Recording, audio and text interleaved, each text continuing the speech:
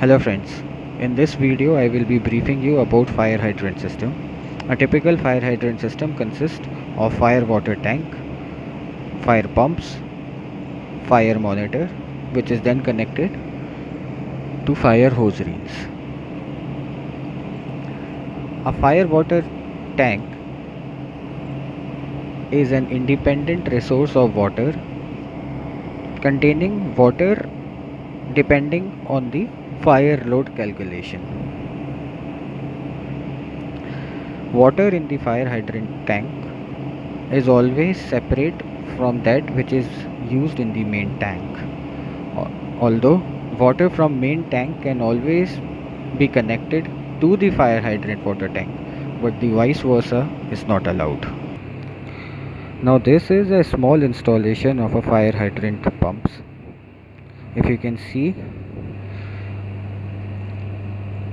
through the walls are coming the inlet or supply for the water for the fire pumps.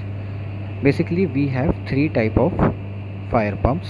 The first blue one which you can see on the screen is the electrical driven pump, the middle one is the jockey pump, and the last one is the diesel pump. This is a typical installation of a fire hydrant system. We also have a fire panel here. If you see, this is the incomer, this is the panel for jockey pump, this is for main pump, and this is for diesel pump. If you notice, all the pumps are kept in the auto mode. The reason for keeping them in auto mode is to ensure that during any emergency no one is required to come inside the fire pump room. Rather, all the concerned firefighters must be using the hydrants for extinguishing the fire. Also, the pressure should not drop while working and the pumps starts in auto mode. Now, if I brief you about the firefighting pumps, the first pump is jockey pump. Jockey pump is basically used to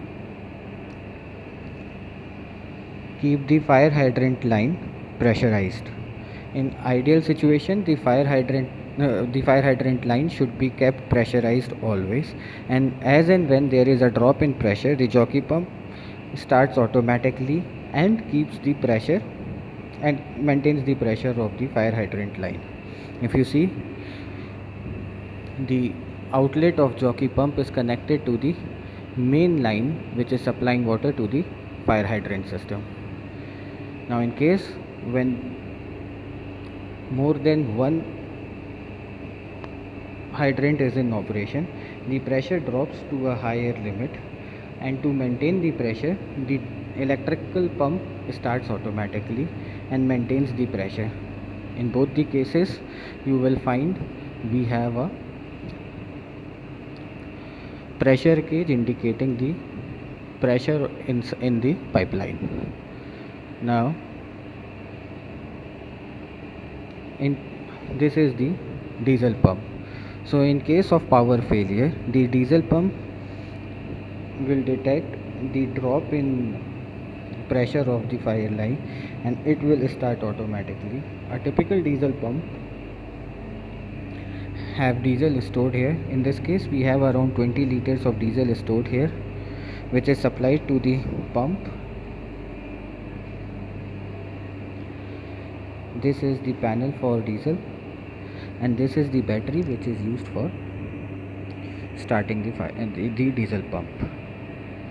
This is all short. This is a small short sweet video just for informing you about different types of pump used in a typical fire hydrant system. Thanks. In my later videos, I will also help you in understand the firefighting operation, the ways in which fire hydrant is used, and the various mechanism of firefighting. Thank you.